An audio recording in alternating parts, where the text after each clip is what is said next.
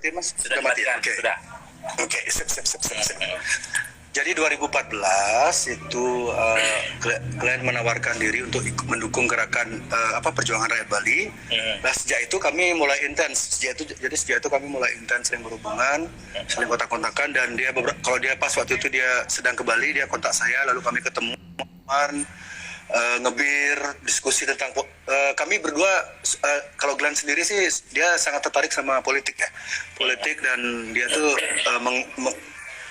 dia punya cita-cita untuk dia punya cita-cita yang sungguh besar untuk musisi di Indonesia Timur. Kalau saya sih melihatnya seperti itu. Jadi dia dan sebagai seorang sahabat dan sebagai seorang musisi, saya lihat sosok Glenn tuh tipe orang yang satu, dia tuh penyabar, orangnya sangat penyabar. Jadi saya sangat susah membayangkan seorang Glenn itu kalau sampai marah atau sampai naik pitam itu. Dia sangat sabar, pembawaannya sangat slow, kalem, tapi punya cita-cita yang sangat besar, dan dia serius gitu loh. Dia orangnya sangat committed terhadap apa yang dia cita-citakan. Jadi dia tuh nggak sekedar ngomong aja, nggak sekedar punya wacana aja, tapi dia memang mencoba mewujudkan apa yang dia wacanakan tuh agar beneran terjadi. Jadi kalau menyimpulkan sosok seorang Glenn adalah dia tuh orang yang committed. Kalau saya melihatnya, orangnya committed. Dia tuh komitmennya tinggi ketika dia memimpikan sesuatu, mengidamkan sesuatu itu. Dia orangnya committed terhadap mimpinya itu, dan dia orang yang bisa dipercaya, orang yang bisa dipegang omongannya. He's a true gentleman to me. He's a real gentleman. Yeah. Oke, ya itu makanya kita semua kehilangan ya proses Indonesia ini. Sangat. Tidak hanya rekan-rekan musisi, tapi teman-teman lain juga sangat merasakan kehilangannya gitu ya. Nah, betul. Jadi kalau boleh disimpulkan lagi, sumbangannya String ya terhadap Indonesia itu apa sebetulnya persisnya ya, selain musik saya gitu ya. Sumbangsi Glenn. Cara dia mengajak.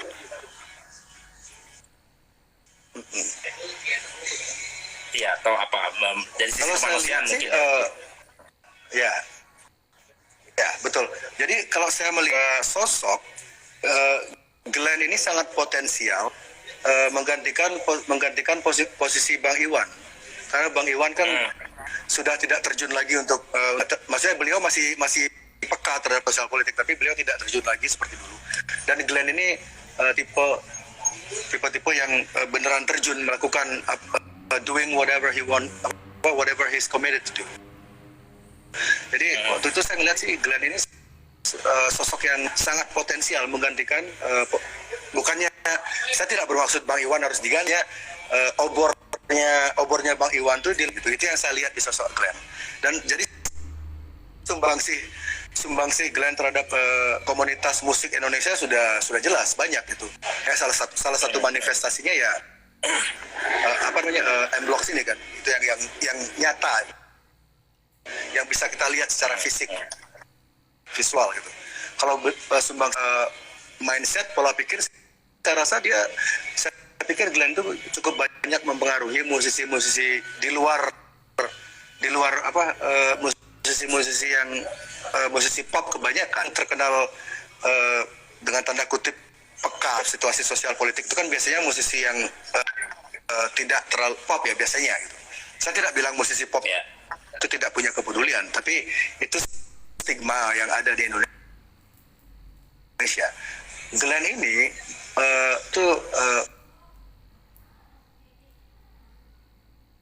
menginspirasi cukup banyak musisi-musisi yang memainkan musik pop, tapi mereka punya kesadaran politik dan mereka tidak ragu atau tidak malu untuk menyuarakan keresahan mereka dalam bentuk lagu. Sumbangsi dia terhadap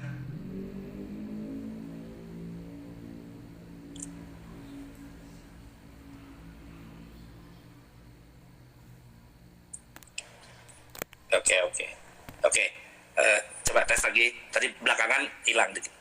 Belakangan baru berapa kalimat yang terakhir aja yang hilang. Oke. Tapi Jering masih bisa dengar suara saya ya?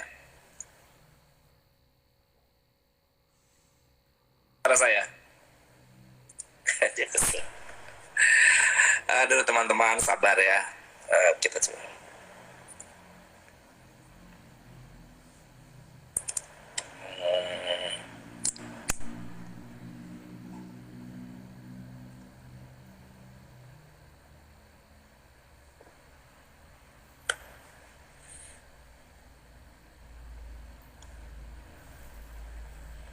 Question ini berarti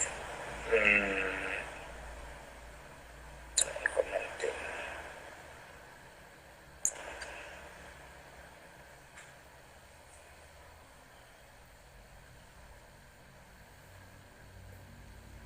Sabar teman-teman, ini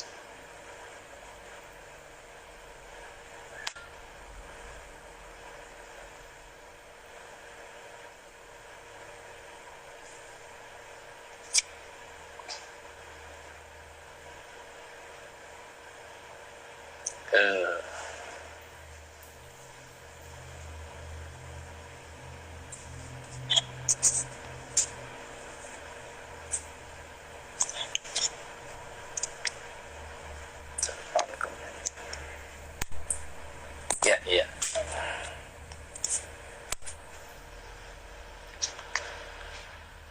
Kita menunggu kembali Jerings untuk bergabung. Oke, ini.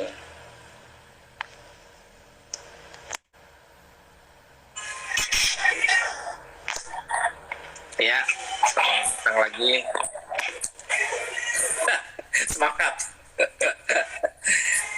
Sudah. Ya, oke ya.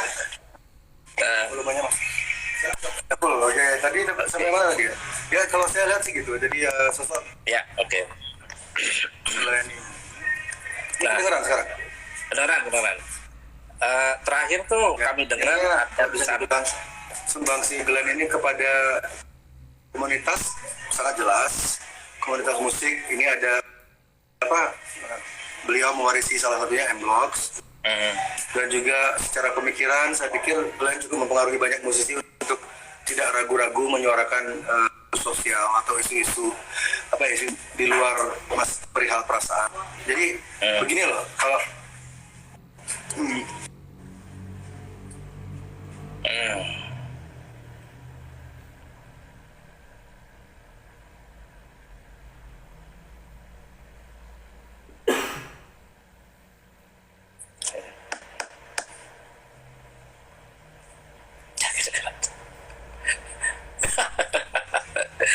enggak.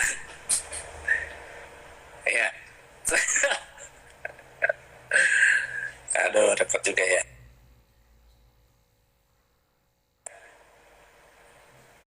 budaya atau sinergi kreatif yang sifatnya saling menguntungkan. Jadi semua orang win-win di sana, tidak ada yang dirugikan. Dan itu konsep itu jadi balik ke wacana musik sebagai lokomotif industri kreatif itu sangat masuk akal. Karena itu sudah memang is a whole package gitu loh. Jadi music comes with fashion, music comes with lifestyle. Itu bisa lifestyle itu bisa kayak culture hobi, culture budaya-budaya lain atau motor segala macam itu comes together.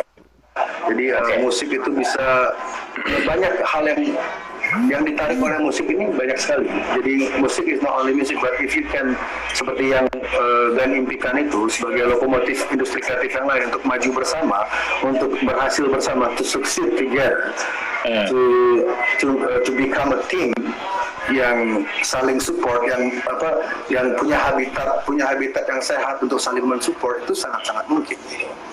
Nah makanya ini di M Block sini saya rasa perlu ditiru juga oleh kota-kota lain.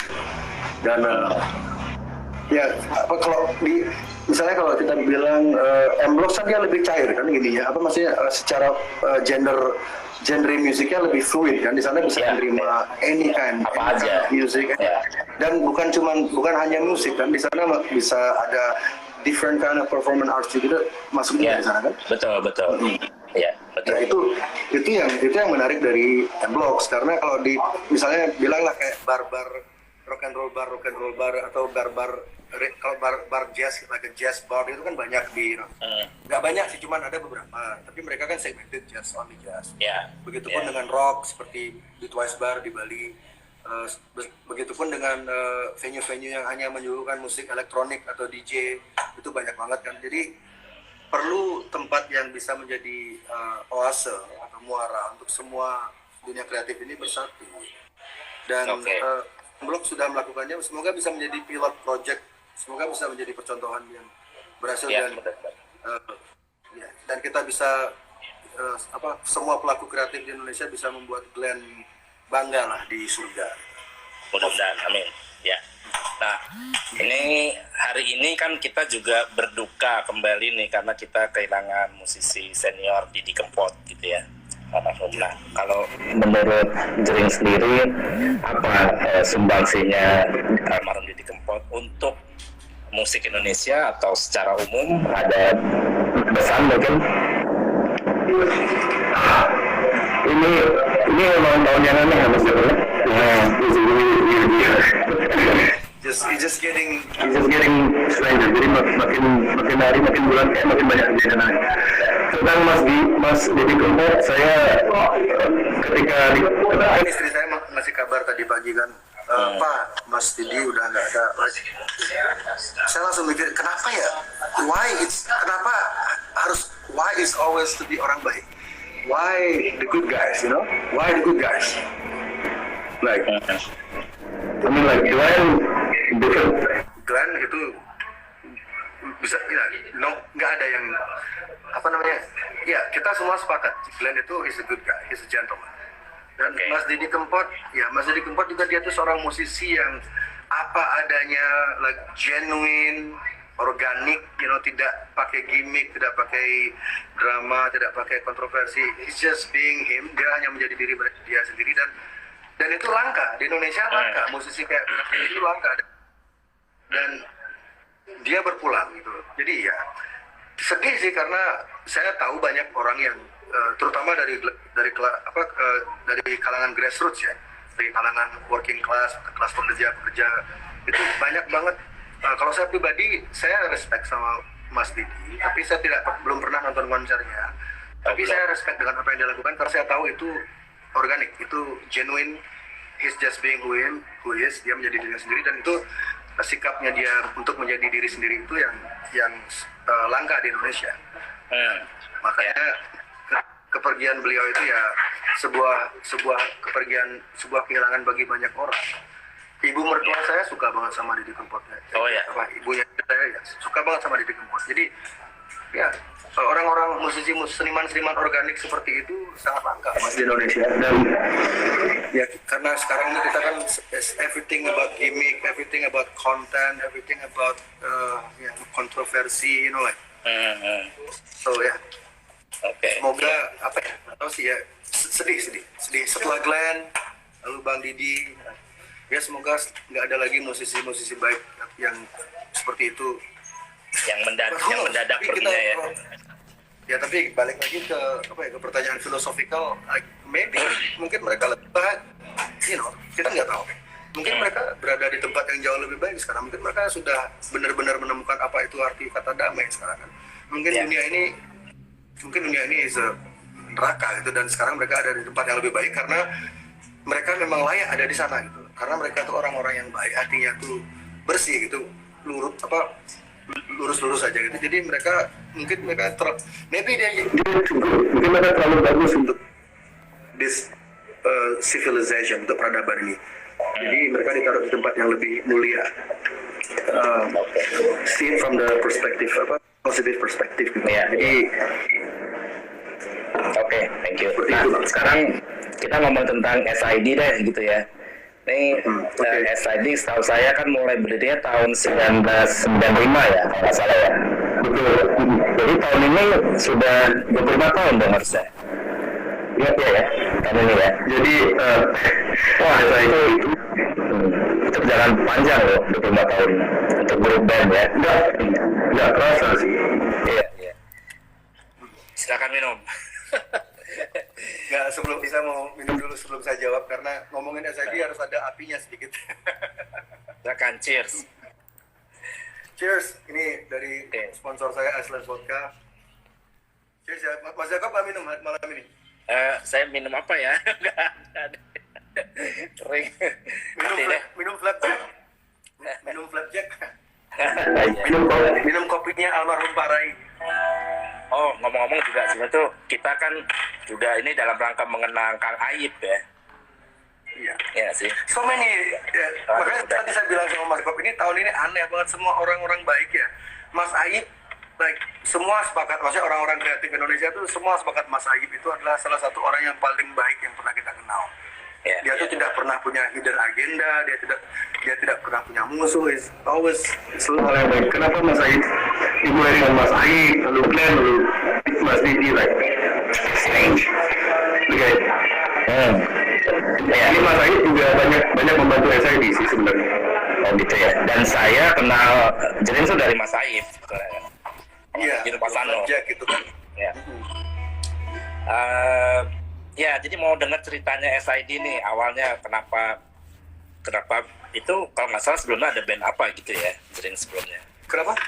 Sebelum SID, Jering punya band apa gitu kan ya. Terus baru membentuk Oh ya. SID ya, tahun 95 itu. Dan ini genrenya langsung itu punk rock ya, langsung dari awal gitu. Nah itu bisa cerita nggak kenapa memilih itu? Oke, yang belum tahu, SID berusia 25 tahun bulan Agustus ini. Bulan Agustus, tepatnya 18 Agustus, kami berusia 25 tahun. Dan kami akan merilis satu video klip. Pada saat ulang tahun nanti, kami akan merilis satu video klip, satu single yang menceritakan perjalanan kami selama 25 tahun. Dan kami, nggak tahu sih, mungkin Mas Jakob punya informasi lain, tapi kami merasa SID mungkin satu dari sangat-sangat sedikit band yang punya personil yang tetap selama 25 tahun masih dengan orang-orang yang sama gitu. Ya itu yang saya salut itu sebetulnya. Keren. Iya, itu juga susah menjelaskannya gitu. Apa namanya, awalnya terjadi SID itu ya simple. Jadi sebelum saya sama Bobby sama Eka ketemu, kami bertiga punya band masing-masing. Waktu itu band saya bawain masih ya bisa dibilang top 40 rock top 40 gitu. Jadi kami bawain band saya sebelum SID itu namanya banyak ganti-ganti gitu. Jadi kami bawain Nirvana, Green Day, Pearl Jam, Bon Jovi, Deep Purple. Jadi dari klasik rock sampai punk dibawain semua. Jadi nggak jelas, top 40 lah. Lalu ketika tamat SMA, saya diperkenalkan ke Bobby oleh teman kuliah saya. Jadi SID ini 3 orang ini tidak ada dari kampus yang sama. Jadi saya di Universitas Pendidikan Nasional, Uniknas, Bobby di Warmadewa, Eka di Udayana. Tapi yang lulus cuma Eka, dia sastra Inggris. Saya sama Bobby cuma kuliah nggak sampai setahun kayaknya. Lalu kami oleh seleksi alam, kami dipertemukan, lalu kami karena saya nggak percaya, saya percaya di dunia ini nggak ada yang kebetulan. Jadi kami bertiga punya kesamaan kami bertiga adalah kami tidak ada yang punya skill menonjol secara musik gitu lah. Jadi skill kami ya bisa dibilang pas-pasan lah gitu. Saya sebagai drummer nggak jago. Bobby sebagai vokalis gitaris juga maksudnya tidak nonjol banget gitu. Eka juga sama. Jadi keterbatasan skill kami bertiga itu yang membuat kami lebih connect gitu. Jadi kami disatukan oleh kekurangan, mungkin begitu bahasanya. Kekurangan kami yang menyatukan kami akhirnya connect. Dan Saya sama Bobby waktu itu memilih genre punk rock karena memang genre itu yang sesuai, yang cocok dengan skill kami yang tidak terlalu tidak seperti musisi jazz atau tidak seperti musisi metal, tidak seperti musisi reggae kan. Tiga genre yang saya sebut tadi kan perlu skill yang agak di atas rata-rata itu. Kalau punk rock, kamu yang penting kamu bisa ngerti bisa main drum, temponya nggak harus rapi-rapi banget kayak di kaset atau di CD. Yang penting kamu bisa nyanyi, yang penting kamu bisa gitarmu nggak fals, vokalmu nggak fals, yang penting bassnya nggak fals, udah itu aja. That's it, you have a band, that's it. Dan satu karena skill, dan kedua secara ideologi, karena punk kan bukan sekedar musik, punk itu ada banyak elemen-elemen di luar musiknya kayak dari ideologi, lifestyle, sikap politik, apalagi gaya hidup kayak gitu. Saya pribadi lebih banyak connect sama punk rock karena di sana saya menemukan saya menemukan apa yang selama ini saya inginkan. Jadi selama ini kan saya agak, sebelum saya tahu punk rock, jadi saya agak kesulitan mengartikulasikan jati diri saya itu. Saya kesulitan mengartikulasikan apa yang saya inginkan, saya kesulitan untuk aktualisasi diri karena waktu itu saya nggak tahu, saya suka sesuatu yang berbau rebellion, yang memberontak. Tapi musik grunge atau alternative rock seperti Nirvana, Green Day, Nirvana, Pearl Jam itu agak kurang masuk ke saya. Meskipun saya suka band musiknya, saya suka musik mereka, tapi saya kurang merasa terwakili secara hati gitu. Saya suka musik rock, tapi ketika dengerin klasik rock kayak di Purple atau saya nggak bilang mereka jelek, tapi bukan untuk saya gitu. Mereka they are beautiful musicians, like women love them. They look like rock stars, Tapi kalau saya aplikasikan ke diri saya, sepertinya itu nggak cocok. Gitu. Jadi ketika bertemu genre punk rock, saya ngerasa secara estetika, secara ideologi, secara skill itu saya masuk, dan Bobby juga merasakan hal yang sama. Akhirnya kami sepakat membentuk Superman is Dead. Gitu. Dan nama Superman is Dead sendiri itu awalnya kan Superman Silver Gun. Jadi di awal terbentuk itu, ini sebelum Eka gabung ya, jadi awalnya itu cuma saya sama Bobby. Di awal-awal 95 itu cuma saya sama Bobby. Tapi kami belum pernah konser, kami cuma jamming-jamming di kamar aja gitu.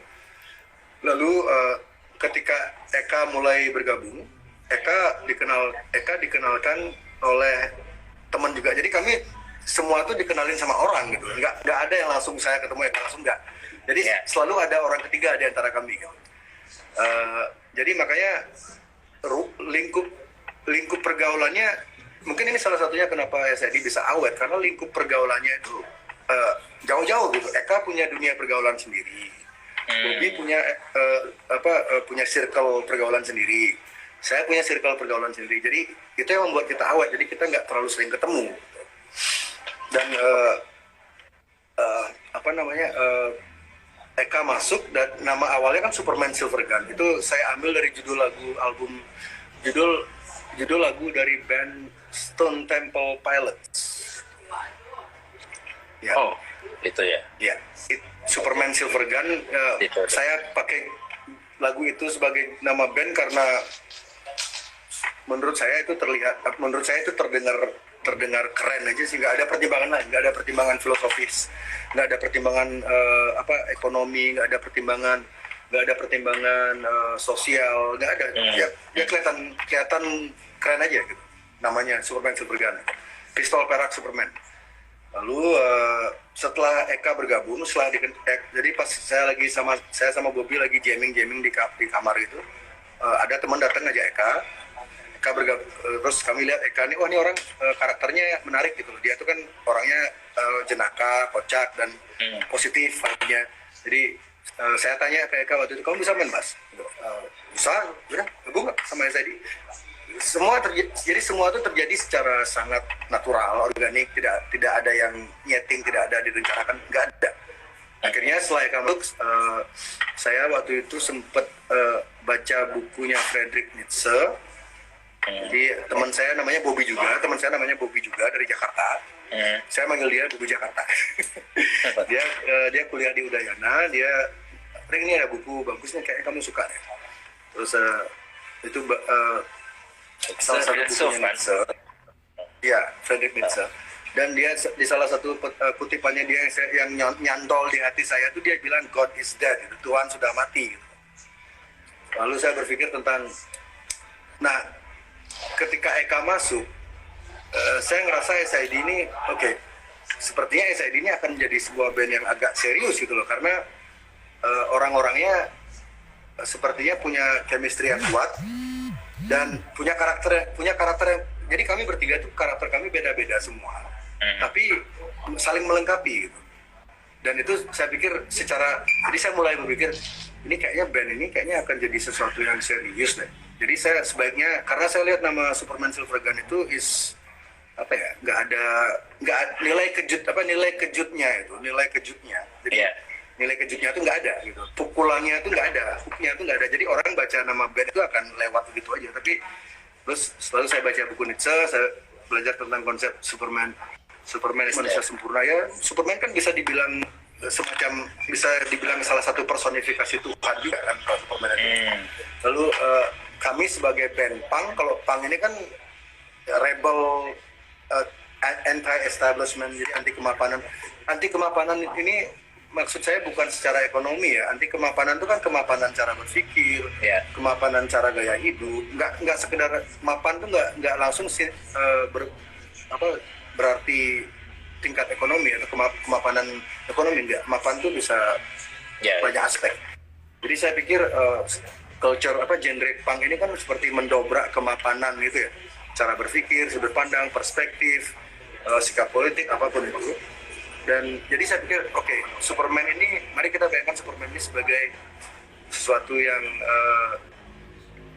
diidolakan oleh semua orang, yang dicintai oleh semua orang. Superman ini seperti Mickey Mouse gitu.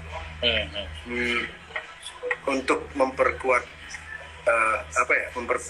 memperkuat makna band, memperkuat image band itu. Jadi ini udah ada nilai-nilai ekonominya sedikit.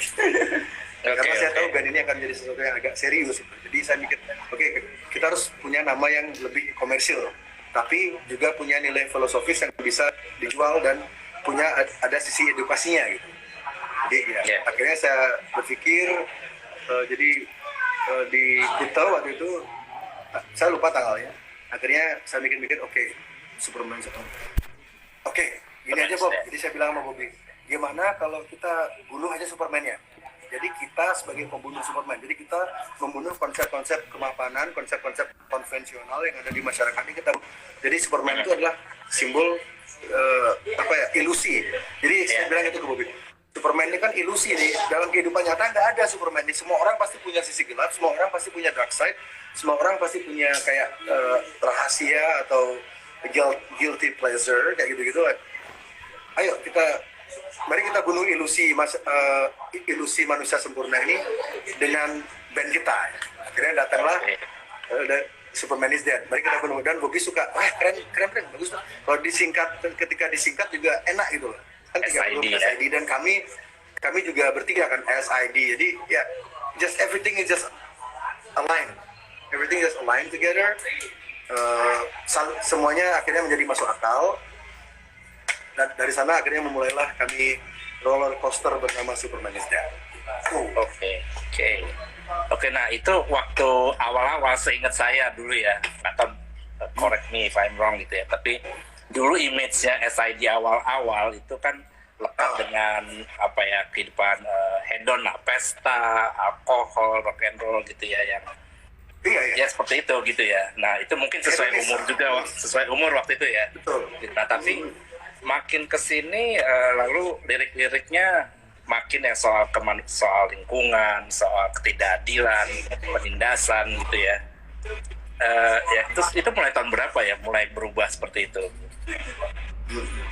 Ini mungkin mungkin banyak publik yang nggak tahu, tapi album pertama SID itu rilis tahun 97. Kutarok kami City. Produksi sendiri ya. Bukan, 97 itu kami produksi, bukan. Kami masih jadi sebelum kami kerjasama dengan Sony Music, kami rilis tiga album secara independen, label sendiri. Dan album pertama kami itu rilis tahun 97, ada 16 lagu. Dan waktu itu SID lumayan lumayan sering terlibat di, kan waktu itu zaman turunnya Soeharto, the end of dictatorship, ya. Jadi Soeharto jadi SID sering terlibat di aksi-aksi demonstrasi mahasiswa waktu itu untuk menurunkan Soeharto. Saya sempat merilis beberapa propaganda anti Soeharto gitu, dan saya SID. Jadi album pertama SID itu tahun 97, judul albumnya Peace 15, dan itu dari 16 lagu itu 50% itu sangat politikal lirik-liriknya. Dari 16 lagu ada 8-7 lagu itu politikal. Dan tapi orang nggak terlalu banyak tahu itu. Lalu di tahun 99 di album independen kami rilis sendiri juga, 99 itu ada 12 lagu. Ada sekitar konten politiknya tuh ada sekitar 25-30%. Salah satu judul lagu kami di album kedua itu, salah satu judul lagu kami itu Mr. President, we are going to fuck your daughter. Gila. Jadi ya berani banget. Jadi transformasi, jadi itu menjelaskan transformasi SID dari band hedonis menjadi band yang sadar politik itu bukan hal yang tiba-tiba sebenarnya sih. Jadi kami 2000 karena 2003 itu pertama kali kami kerjasama dengan Sony Music. 2003 itu kami kan sudah melewati lah fase-fase politikal itu. Jadi kami waktu itu memang lebih gaya hidup kami ada di sebuah fase hedon, lebih sering lebih banyak pesta, minuman keras, like all those kind of stuff. Dan itu juga tapi yang menarik 2003 ke atas itu di Indonesia belum ada band mainstream yang memakai kemasan seperti itu gitu. Jadi band di Indonesia itu saat kami bergabung dengan industri musik Indonesia secara nasional gitu, belum ada band Indonesia yang punya kemasan yang itulah kayak hedon, terus minum alkohol, cacus, liriknya bahasa Inggris segala macam, dan memainkan genre yang tidak umum, belum ada waktu itu. Jadi kami mengisi secara momentum, SID itu mengisi sebuah ruang kosong yang potensial gitu. Jadi ruang kosong itu nggak ada yang ngisi. Ketika SID datang, ruang spot itu terisi, dan dari sana akhirnya kami bisa berevolusi. Akhirnya kami bisa punya yang namanya fanbase segala macam dari sana. Jadi secara momentum memang itu ya seperti saya bilang di awal tadi, tidak ada yang namanya kebetulan. Jadi ya memang sudah jalannya gitu.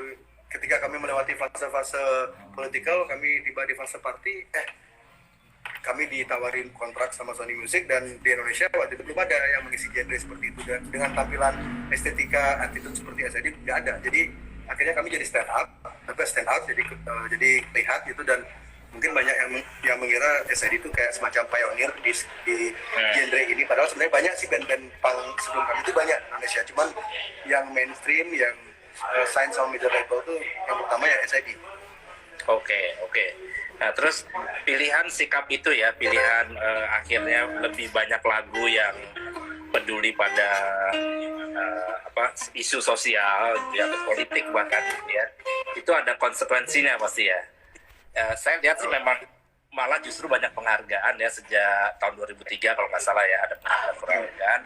Tapi juga yang saya dengar ada kesulitan untuk SID sendiri untuk manggung di sana atau di sini karena pilihan itu gitu. Itu benar nggak? Ya, sangat benar. Kira-kira kenapa ya? Bukan kira-kira sih, ini sudah pasti. Sudah pasti. Sudah pasti ya, maksudnya gini ya. Indonesia kan negara demokrasi.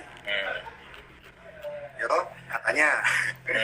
Tapi ketika jadi Anda di Indonesia tuh Anda boleh berdemokrasi selama opini Anda atau pendapat Anda memiliki kekuatan, memiliki dukungan di bawah kekuatan yang opini yang berbeda, gitu loh. The global narrative. Jadi di Indonesia ini sudah ada global naratif. Jadi ada narasi global di Indonesia ini. Anda boleh bebas berpendapat. Anda boleh punya opini yang berbeda selama kekuatan opini Anda tidak melebihi opini otoritas. Jadi ketika SID belum besar, kami mungkin masih bisa kayak berpendapat bebas di panggung, ngomong ini ngomong itu, karena panggungnya kecil kan. Ya. Kan ketika kami baru mulai kan panggung kami main di Bali. Kalau di Bali itu namanya Balai Banjar. Mas Joko pasti tahu kan. Ya. Kami itu di Bali dulu mainnya di Balai Banjar, acara-acara, bahkan pernah beberapa kali di acara ulang tahun teman kayak itu di rumahnya. Jadi magnitude message yang hendak kami sampaikan lewat lagu maupun ketika kami tidak bernyanyi itu yang cuma didengar oleh sedikit orang. Ketika SID tambah besar dan kami menyuarakan sesuatu yang meskipun ini benar, tapi statement kami melawan narasi global, melawan kesepakatan para elit di Indonesia, ya akhirnya kami tidak boleh berdemokrasi. Gitu. Jadi kesimpulannya adalah sebagai musisi, selagi namamu belum besar, kamu bebas berpendapat seperti apa. Demokrasi itu nyata. Tapi ketika kamu punya kekuatan, punya power, punya fan base yang militan, punya banyak anak-anak muda yang listen to what you say, copying what you doing, maka kamu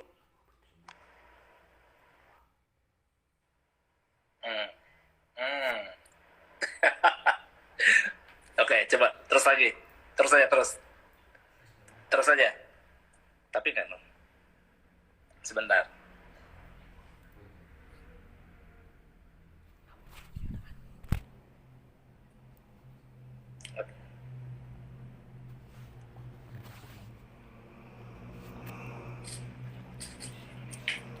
Oke.